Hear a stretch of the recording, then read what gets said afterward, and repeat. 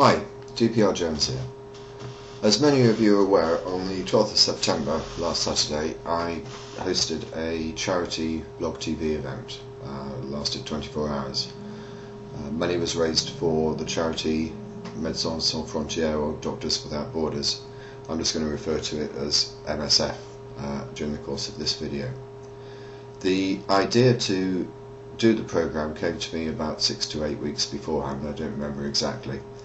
And during the course of the weeks building up to it, I was absolutely amazed by the number of people who were prepared to offer their help and support, their encouragement, and to sacrifice their time and efforts into ensuring that the show was a success. Not just the people who co-hosted, the people working way behind the scenes, the people who offered to co-host, offered their support, and of course, most importantly, those that did actually donate. And I'm of course immensely grateful to all of those who did contribute. The event was very successful in that we managed to raise over $32,000 for the charity.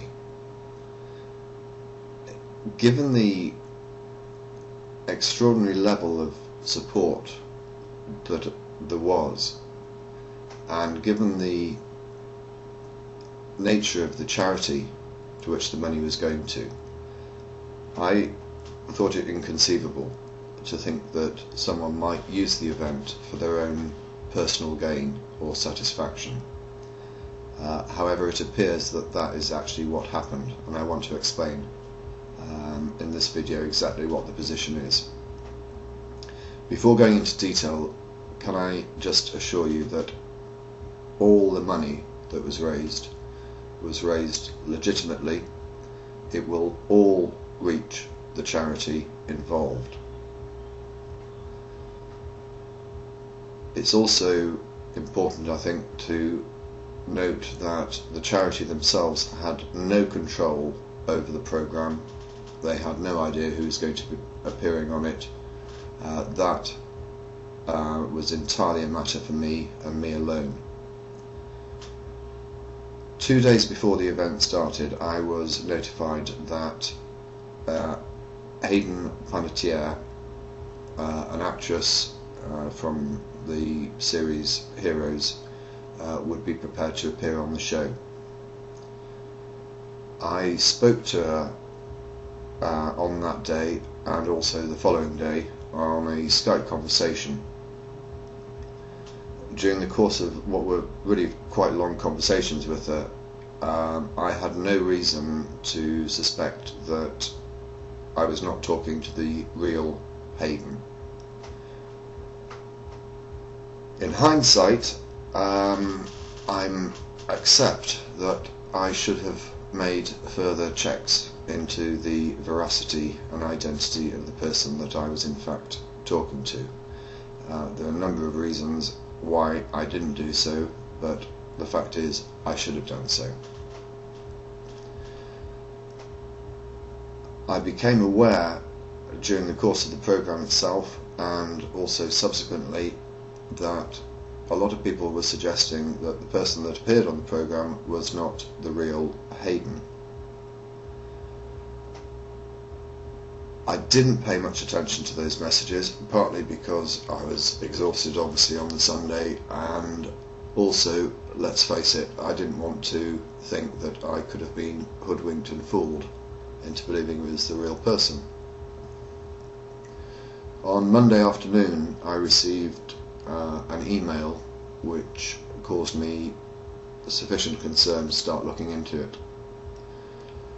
Over the next 8 hours that day, myself and a number of other people, including people in America and in Europe and also in the United Kingdom, did what they could to try and find out what the true position was.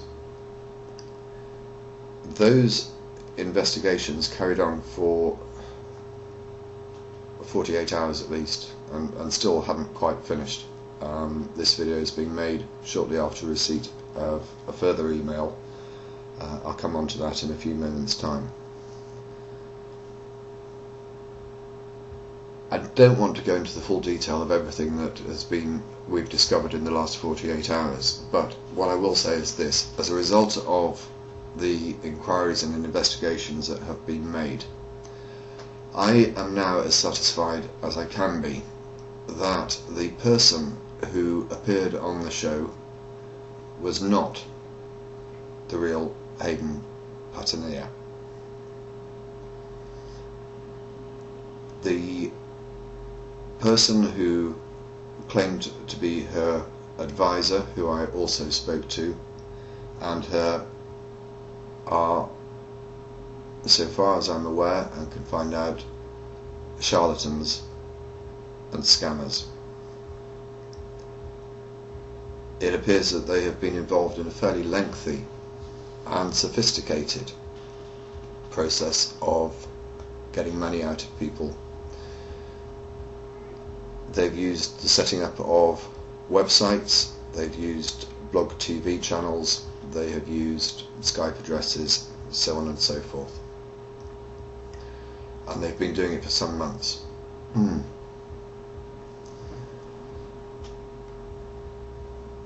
I think that the motivation for whoever it was that did appear on the show was to further their dishonest activities.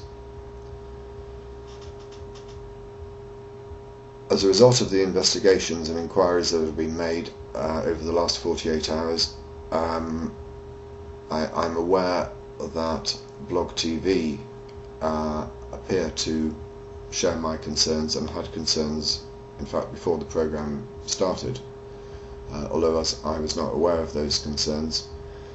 They have subsequently, though, closed down both of the channels, Blog TV channels, that this person had. One was Hayden 89 and one was Hayden stroke 89. Amongst the inquiries that we attempted to make over the last 2 days were inquiries directly of the person that I had previously spoken to, and also of the person who claimed to be her advisor. We requested, effectively, some form of confirmation that the person on the programme was the real person.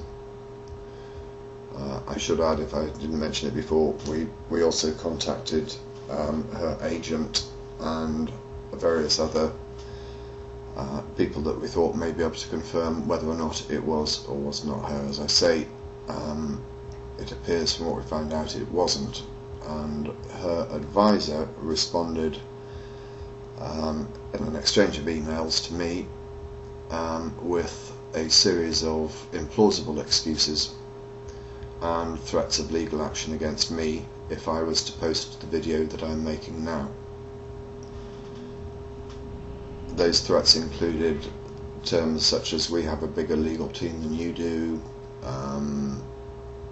"we will ruin your reputation," "we will sue you for defamation," so on and so forth.